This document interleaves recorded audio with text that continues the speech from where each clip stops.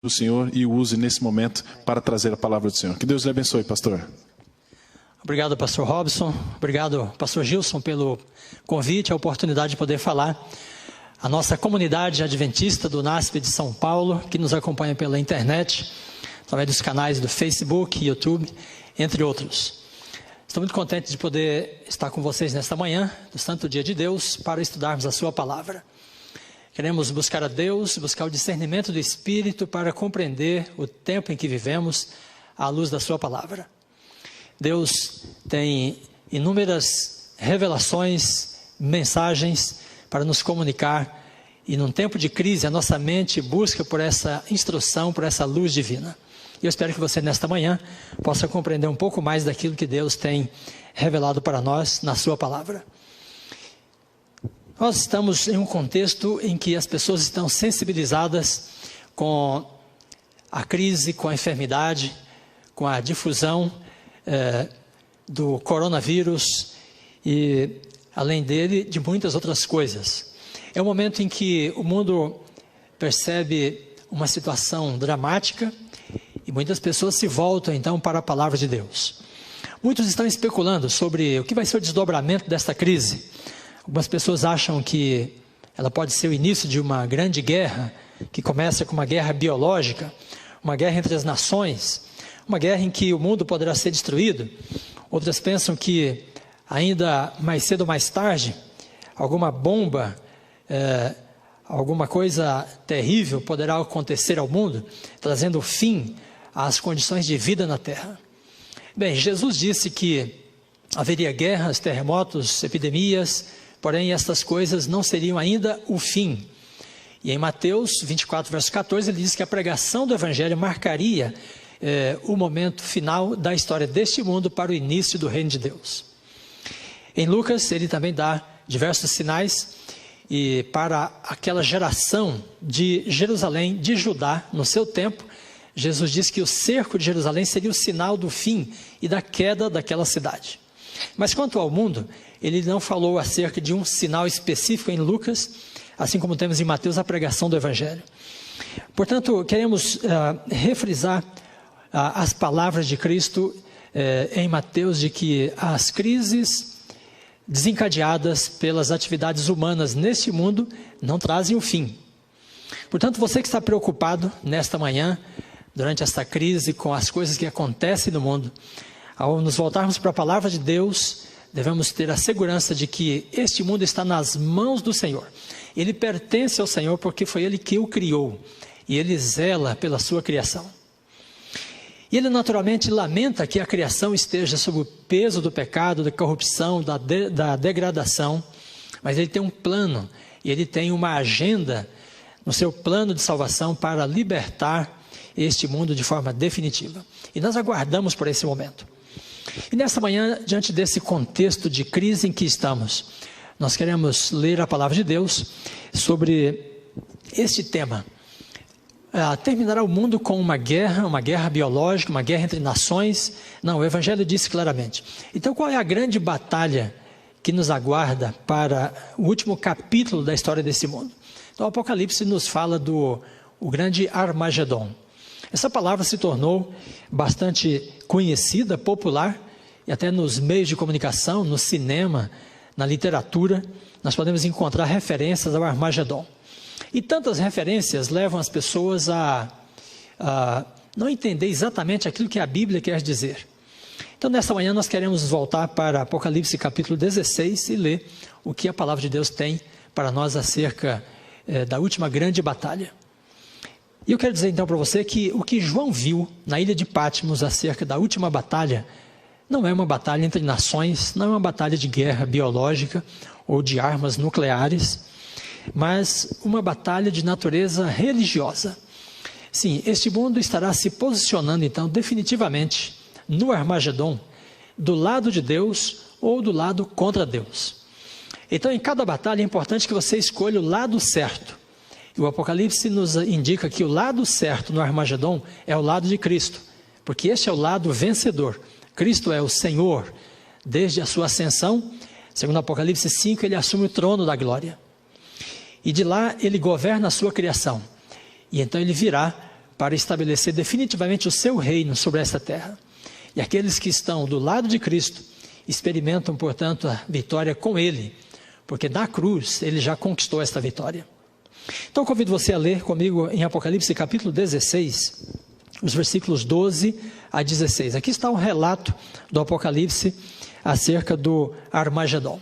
Então, Apocalipse 16, 12 a 16 diz assim: derramou o sexto anjo a sua taça sobre o grande rio Eufrates, cujas águas secaram, para que se preparasse o caminho dos reis que vêm do lado do nascimento do sol.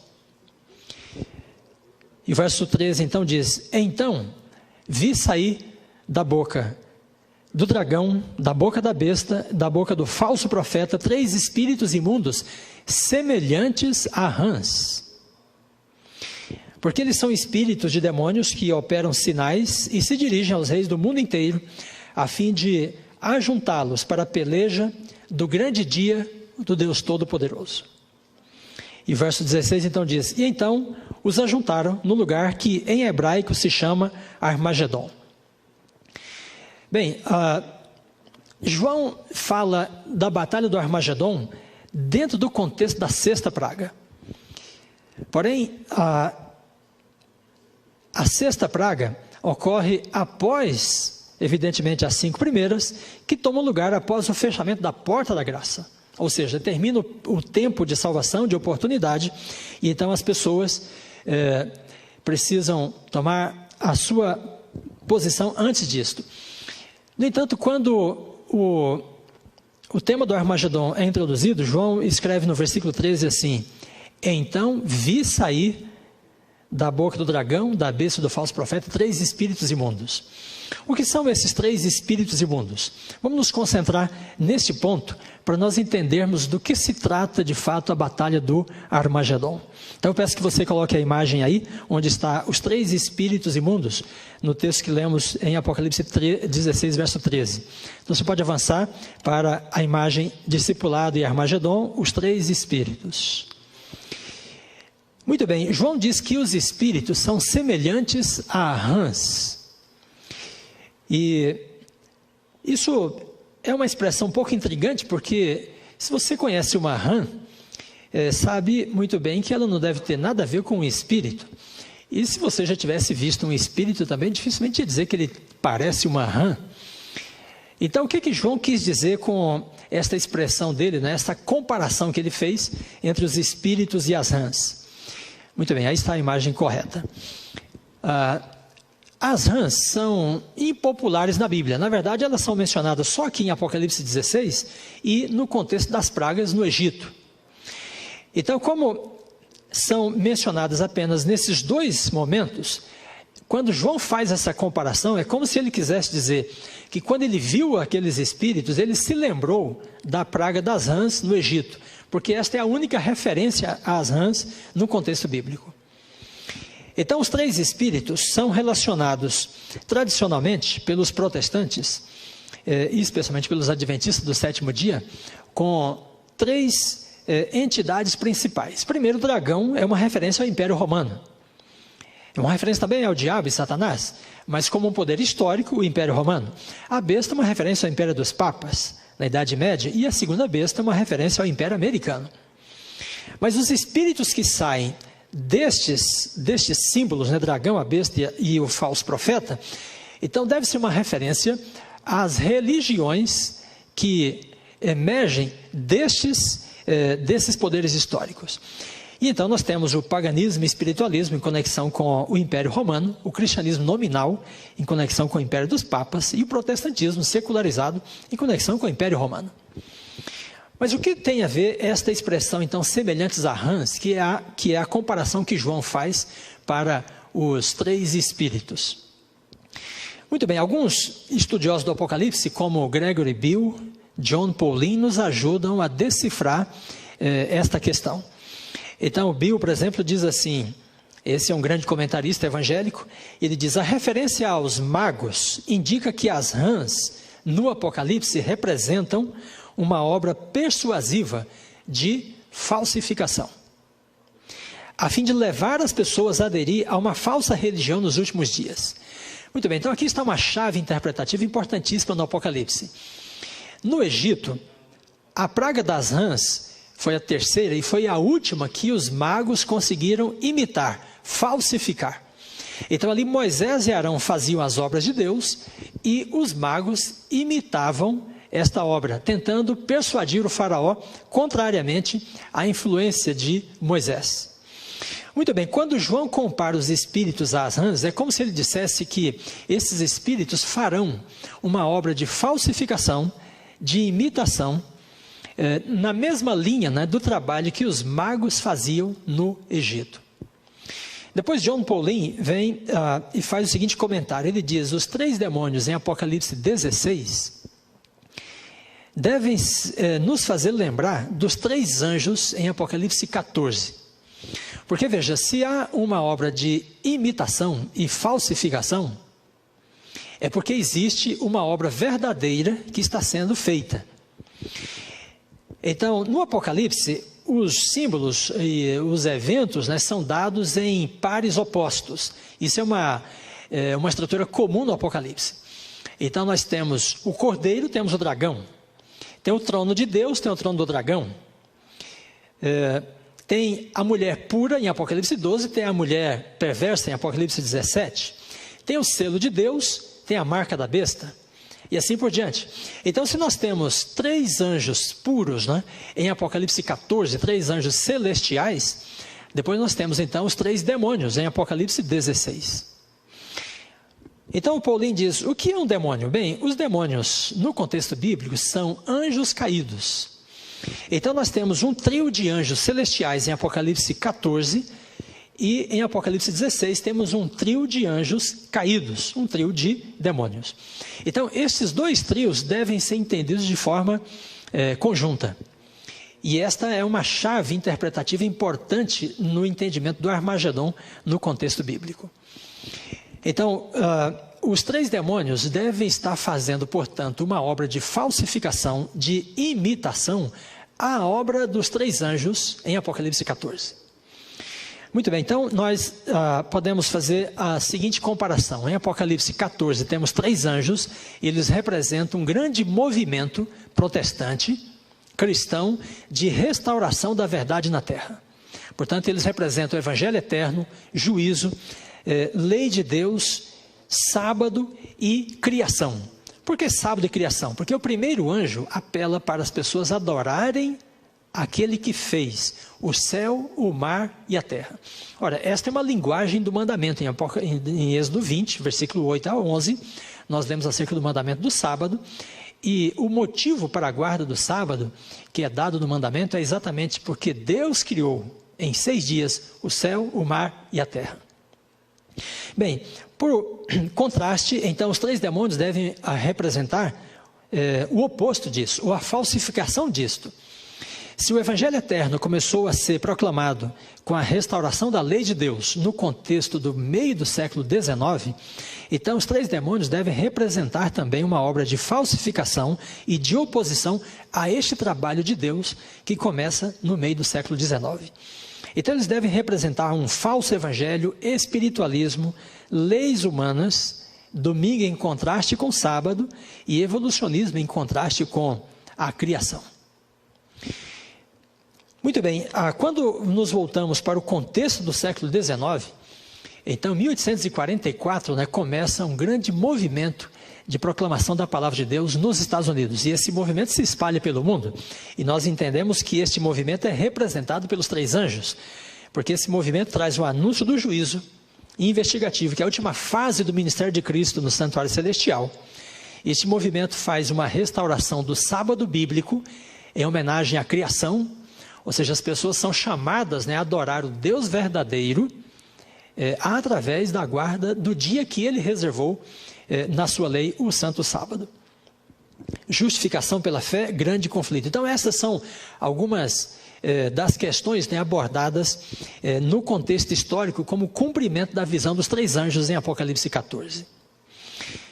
Mas nesse mesmo contexto, no século XIX, começa um outro grande movimento que nós podemos relacionar, sem dúvida, com os 3 demônios. Porque, veja, há o início nos Estados Unidos, numa cultura protestante, daquilo que foi conhecido como a consulta dos mortos.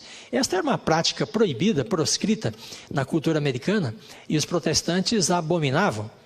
Nas primeiras colônias havia pena de morte para quem consultasse os mortos. É uma proibição bíblica.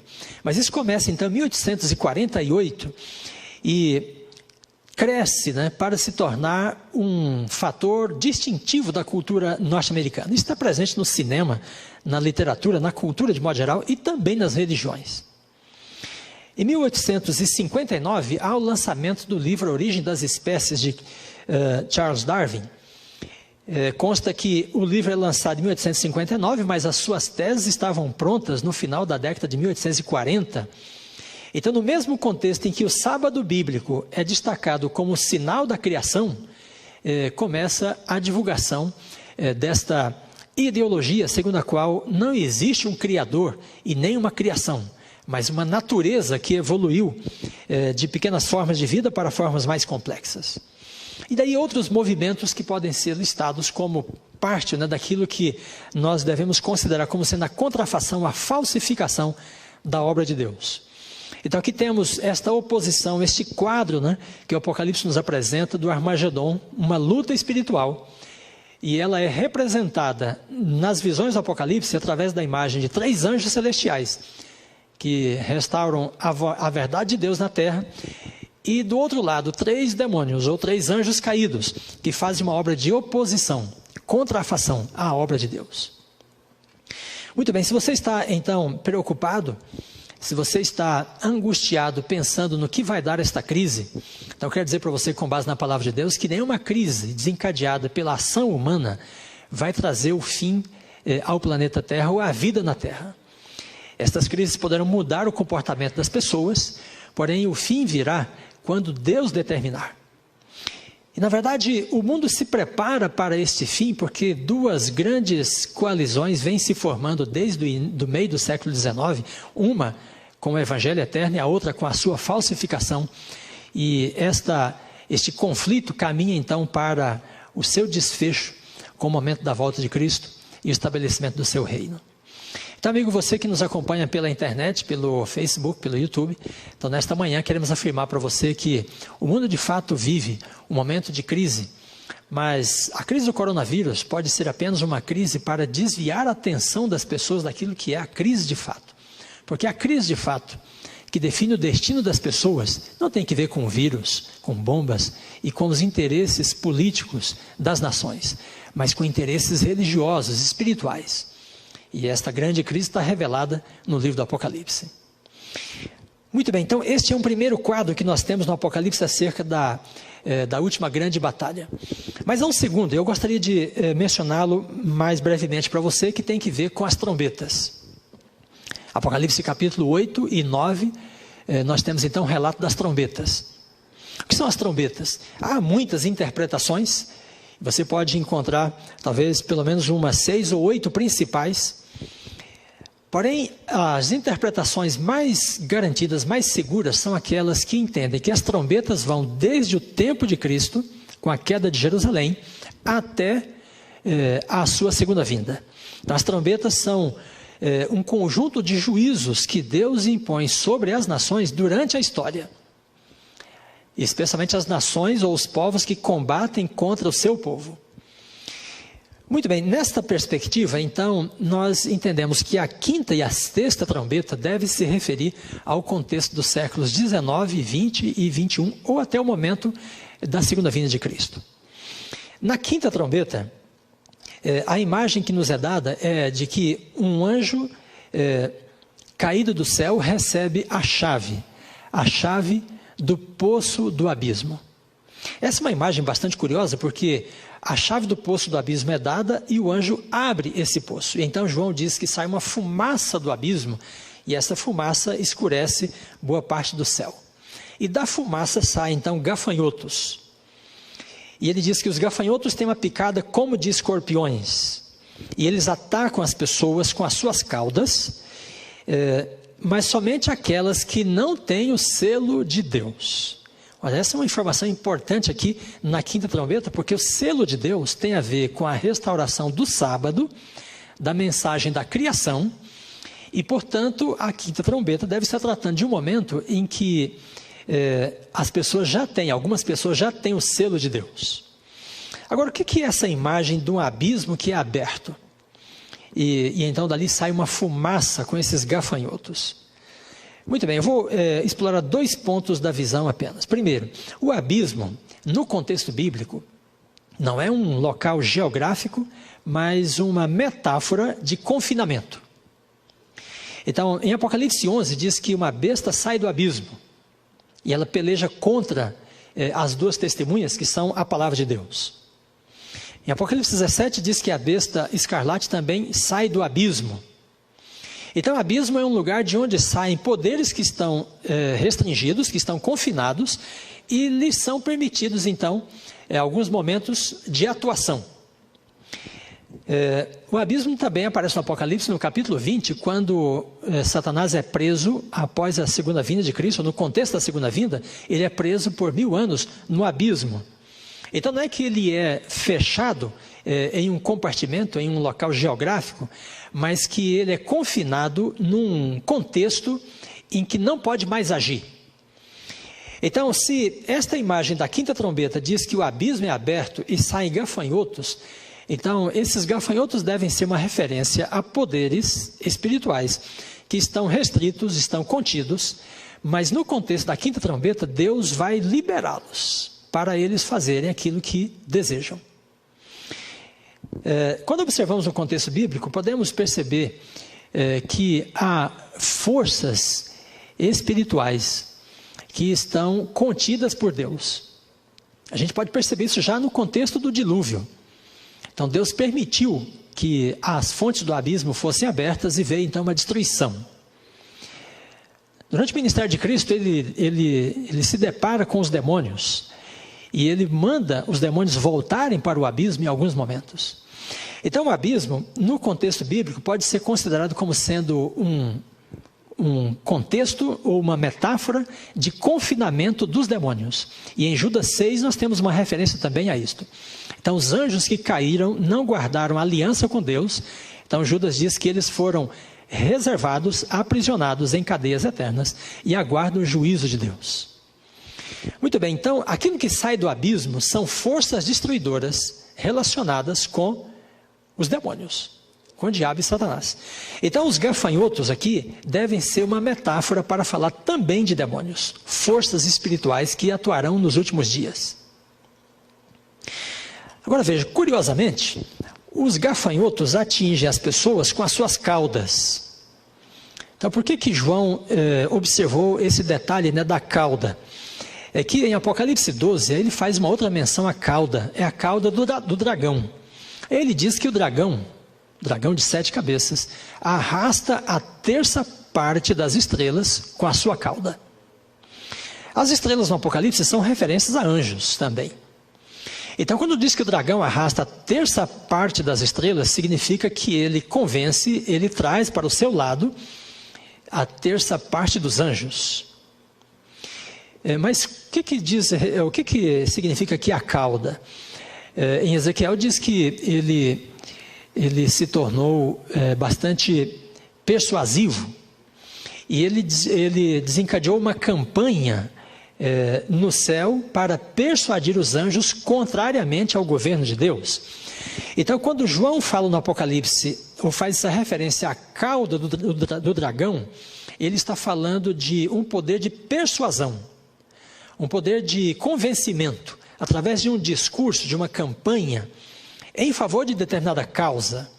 Então, o dragão convence os anjos, isto então tem a referência da cauda, e, portanto, os gafanhotos que picam as pessoas com a sua cauda deve ser a mesma referência, portanto, a uma obra de engano, persuasão, uma campanha que se faz para persuadir e convencer as pessoas. Quando olhamos para o contexto do meio do século XIX, uma campanha de persuasão, de falsificação que toma lugar para levar as pessoas a aceitar uma falsa religião, deve ser relacionada com o espiritualismo, porque no meio do século XIX começa exatamente nos Estados Unidos, né, um grande movimento espiritualista que cresce e se torna num dado da cultura americana, como eu disse, e por que não dizer, de toda a cultura mundial. Muito bem, depois nós temos a sexta trombeta, e na sexta trombeta há também esse detalhe, né, de forças que são liberadas. Então, Apocalipse capítulo 9, verso 13 a 21, diz que é dada uma ordem aos anjos que estão atados junto ao rio Eufrates, e eles devem ser soltos.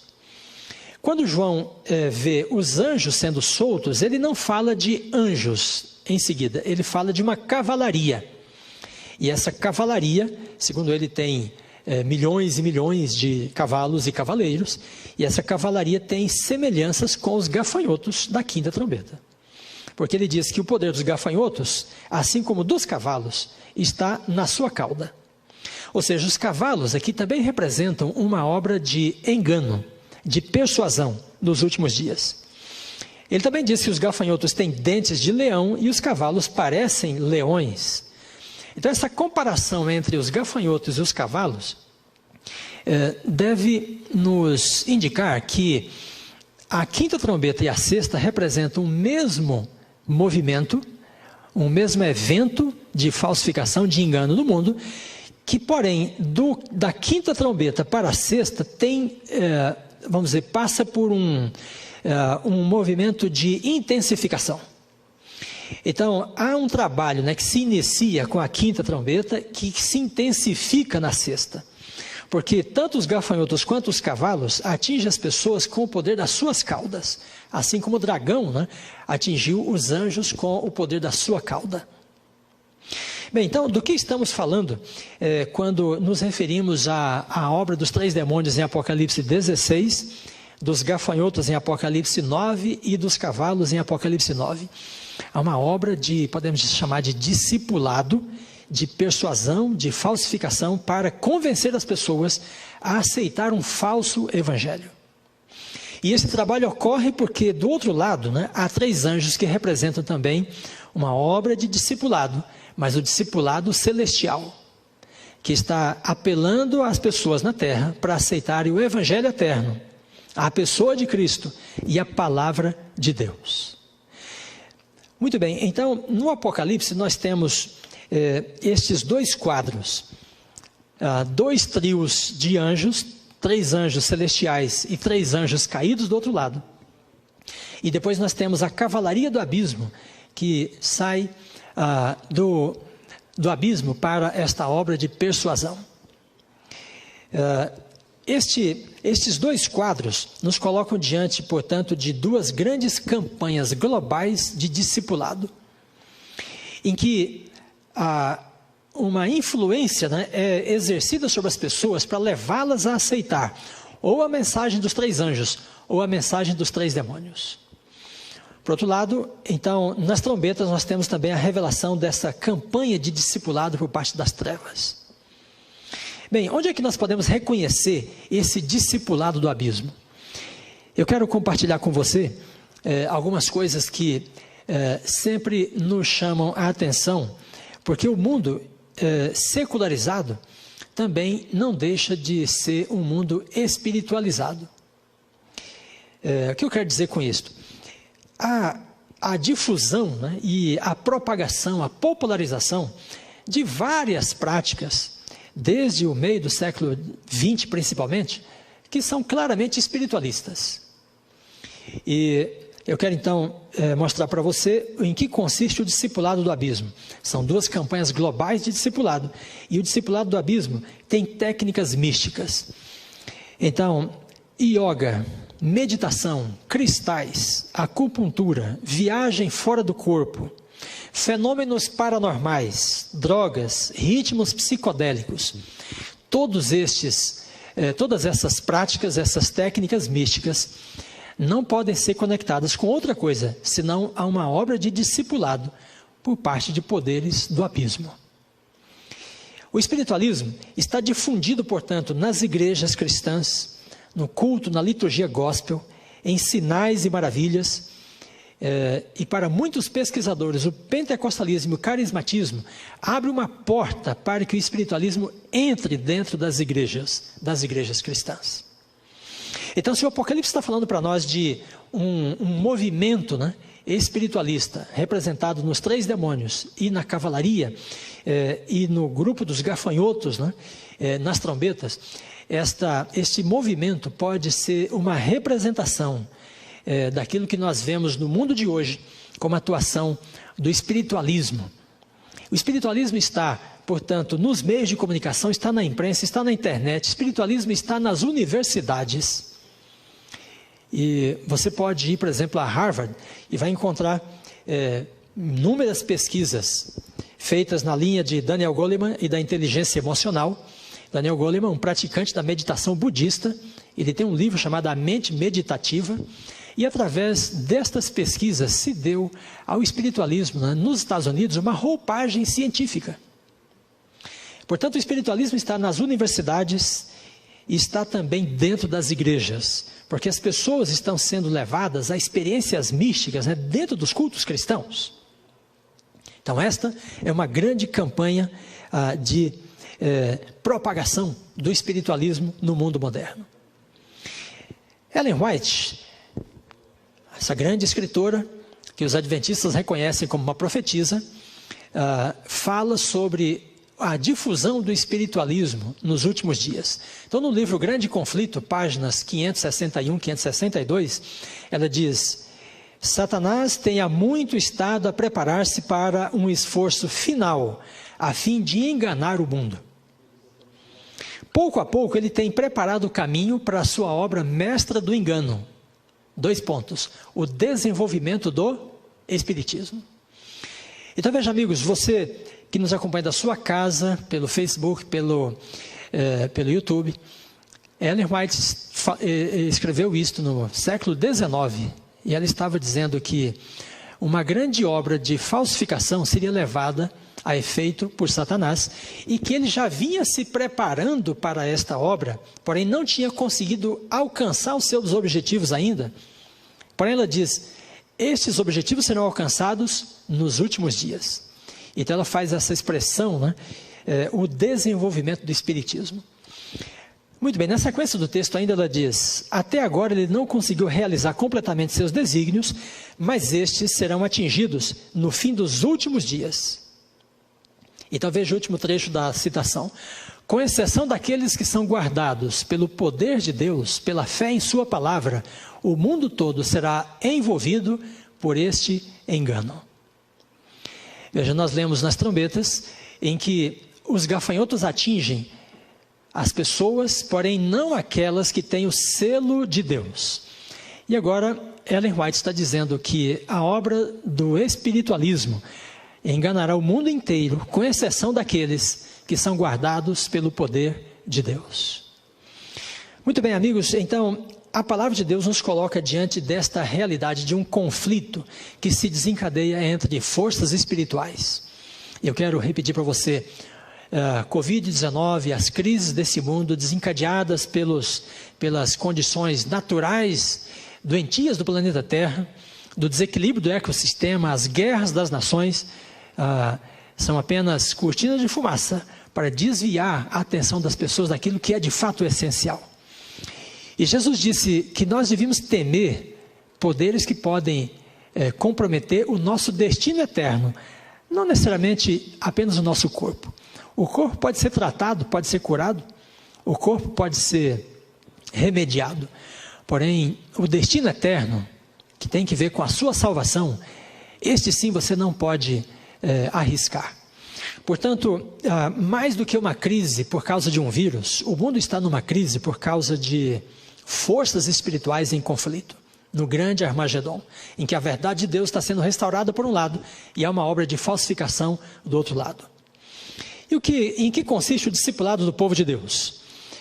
O discipulado do povo de Deus, que começa com as 3 mensagens angélicas, com a restauração do sábado, estilo de vida saudável, a compreensão do grande conflito, esse discipulado tem diversas iniciativas. Nós podemos falar de duplas missionárias, o movimento dos Calebes, muito forte no Brasil, no Nordeste, em todo o país, o Impacto Esperança, pequenos grupos que se reúnem nas casas, pessoas que se juntam para orar, cantar e louvar a Deus, estudar a sua palavra, testemunho, evangelismo. Então o mundo tem sido impactado através do uso de livros, revistas, pelo rádio, pela televisão, pela internet, pelas redes sociais, nessa grande campanha de levar as pessoas a reconhecer a verdade do Evangelho eterno. Então, amigo, você que nos acompanha nesta manhã, sinta-se, portanto, também parte desse conflito, porque todos estamos envolvidos. Mas você precisa assumir o lado certo nesta batalha. E o lado certo é daquele povo que está difundindo a palavra de Deus e a verdade eterna neste mundo. Esse povo que está restaurando a verdade acerca do sábado, o sinal da criação, chamando as pessoas a adorar o único Deus criador dos céus e da terra. O lado certo é do povo que tem a esperança, que proclama a esperança do reino de Deus. O mundo está envolto em trevas, as pessoas estão ansiosas, as pessoas estão absorvidas em seus problemas, em seus dramas. Mas é uma mensagem de esperança, de certeza, de confiança, porque a palavra de Deus nos garante que Jesus muito breve vai tomar o poder deste mundo das suas mãos. E nós podemos ler em Apocalipse capítulo 11, no versículo 17, quando nos diz: graças te damos, Senhor Deus Todo-Poderoso, que és e que eras, porque assumiste o teu grande poder e começaste a reinar. Então a mensagem de esperança do povo de Deus, representado pelos 3 anjos no Apocalipse, traz esta certeza de que por mais caótico que este mundo possa estar, ele muito breve será assumido inteiramente pelo poder de Cristo, que passará a reinar sobre essa terra. Portanto, nós estamos diante de eventos, que chamam a nossa atenção para a palavra de Deus, que pode descortinar para nós os últimos acontecimentos e trazer esperança ao nosso coração. Eu gostaria de compartilhar com você ainda um outro texto da escritora Ellen White, no livro Grande Conflito, na página 588, ela se refere aos dias em que nós estamos vivendo, com as seguintes palavras. Ela diz: mediante os 2 grandes erros, imortalidade da alma e santidade do domingo, Satanás há de enredar o povo em suas malhas. Veja, como uma profetisa visualizando os últimos dias, ela diz que santidade do domingo e imortalidade da alma seriam 2 laços para envolver as pessoas. Então ela diz: enquanto o primeiro lança o fundamento do espiritismo ou espiritualismo, o último cria um laço de simpatia com Roma. Porque é de Roma que vem um decreto dominical, já no 4º século com Constantino, que decretou que todas as pessoas guardassem o venerável dia do sol. Então preste bastante atenção. Ellen White diz neste texto que 3 principais eventos deveriam tomar lugar antes do fim. E eu chamo sua atenção de volta para o texto. Então ela afirma: os protestantes dos Estados Unidos serão os primeiros a estender as mãos através do abismo para apanhar a mão do espiritismo. Depois ela diz: estender-se-ão por sobre o abismo para dar as mãos ao poder romano. E 3, sob a influência desta tríplice união, este país seguirá as pegadas de Roma. Muito bem, então os protestantes estendendo as mãos para o espiritualismo. Depois os protestantes americanos estendendo as mãos para Roma. E por fim, os protestantes americanos promulgando leis religiosas, assim como Roma. A que horas nós estamos desse grande discipulado por parte do povo de Deus e o discipulado do abismo? Ela nos dá aí um certo mapa cronológico para entendermos o tempo em que estamos vivendo. Porque quando olhamos para a América, podemos perceber que no início do século XX, os protestantes americanos deram as mãos ao espiritualismo. Como? Através do surgimento do culto pentecostal e carismático. Sim, para muitos pesquisadores, o culto pentecostal e carismático se aproxima muito mais de raízes afro-americanas, afro-animistas, do que de um autêntico culto bíblico e cristão. Então, grandes fenômenos espiritualistas começaram a tomar lugar nas religiões a partir de 1906, com o trabalho que William Seymour começou em Los Angeles. E então começou o culto pentecostal e carismático. Se os protestantes americanos dariam as mãos ao espiritualismo, este deve ser o evento que marca este dar das mãos, né, entre protestantes e espiritualismo. Depois ele diz que os protestantes dariam as mãos ao poder romano. Bem, se a América era uma nação protestante, a presença do Papa, do Pontífice de Roma, não era bem-vinda nos Estados Unidos. E, de fato, a primeira visita de um pontífice católico ao território americano se deu em 1965, com o Papa Paulo VI. Papa Paulo VI foi o primeiro Papa a visitar o território americano em 1965. Muito bem, o Papa Francisco, para comemorar 50 anos da primeira presença do Papa no território americano, visitou os Estados Unidos em 2015. A visita de João Paulo VI foi uma visita tímida, em que o Papa foi recebido pelos americanos com resistência por parte de muita gente. Porém, o Papa Francisco foi recebido como um chefe de Estado e, nas palavras de Obama, como a consciência moral da humanidade. Então, em 2015, o Papa Francisco visitou os Estados Unidos sendo recebido como uma grande autoridade, como a consciência moral da humanidade. Ele foi recebido no Congresso americano, no Capitólio, ele foi recebido em diversos outros lugares simbólicos da cultura americana. E através disso, então, podemos perceber, e para alguns teólogos, alguns analistas, né, o protestantismo dava mostra de que, de fato, já não existia mais quando o Papa foi recebido tão graciosamente no território americano. Veja, eu quero então lembrar você que mais de 130 anos antes disto, Ellen White tinha escrito no Grande Conflito que os protestantes americanos dariam as mãos ao poder romano. A que horas estamos do Armagedon? A que horas estamos desta grande luta entre o poder das trevas e o poder da luz? E o último passo, ela diz que os Estados Unidos, uma vez aliados com o espiritualismo e com o poder romano, caminhariam para a promulgação de leis religiosas, contrariando os princípios de sua Constituição. Temos sinais de possibilidade de leis religiosas à frente.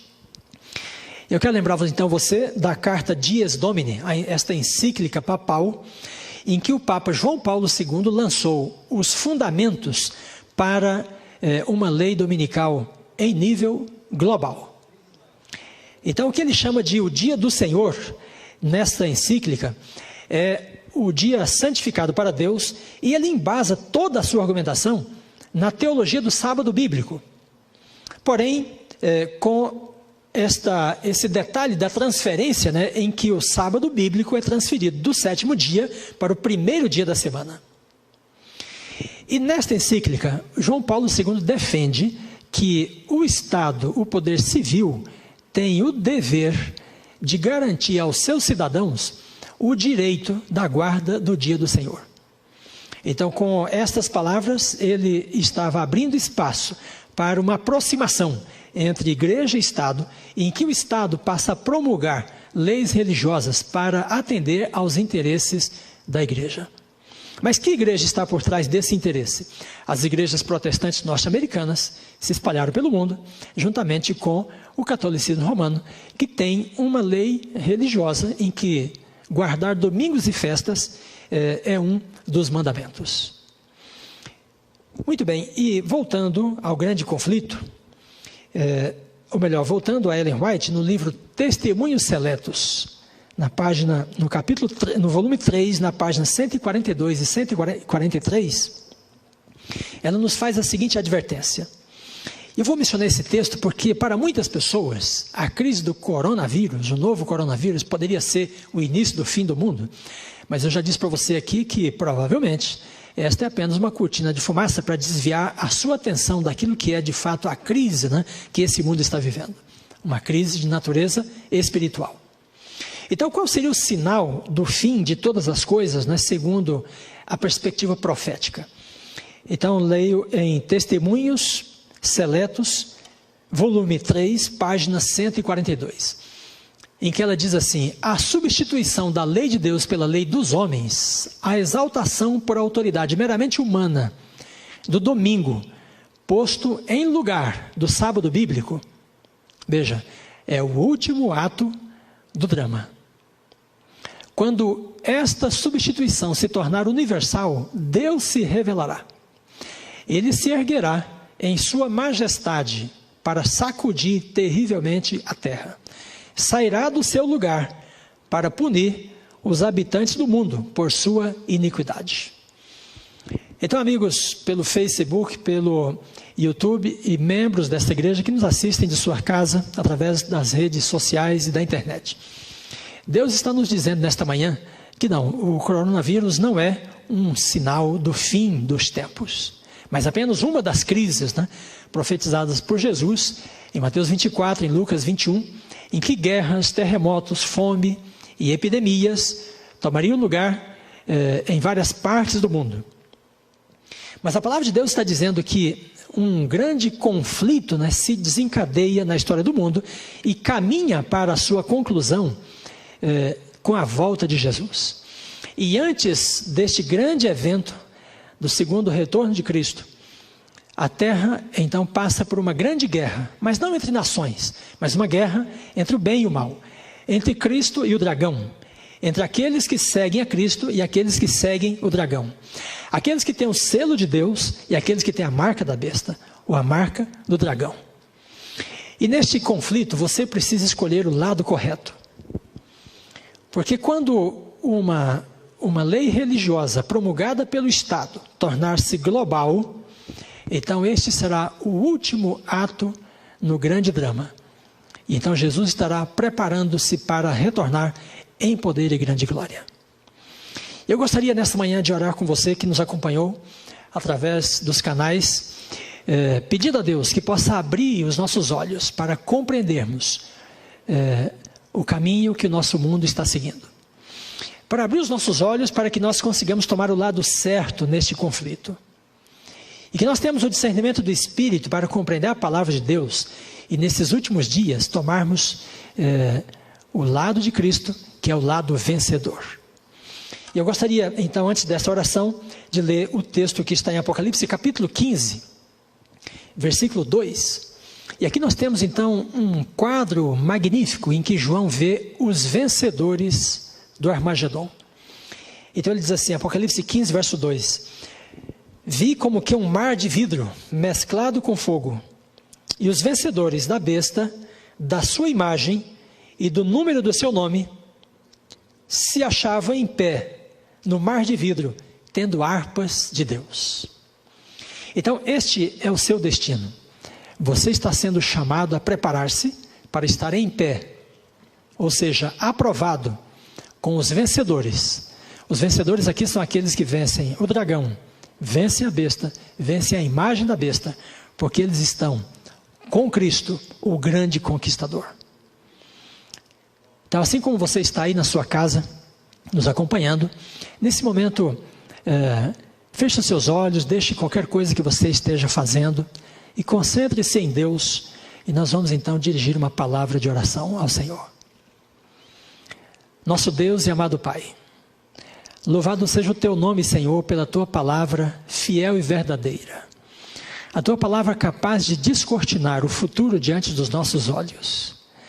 Ó Pai, desperta a nossa fé para que possamos compreender e visualizar o futuro através do estabelecimento do reino de Deus. Vivemos, ó Pai, momentos de drama, de crise neste mundo. Guerras, rumores de guerras, terremotos, fome, epidemias. Mas, Pai, sabemos que este mundo caminha para a sua crise final, que de fato será um confronto entre a verdade e o erro.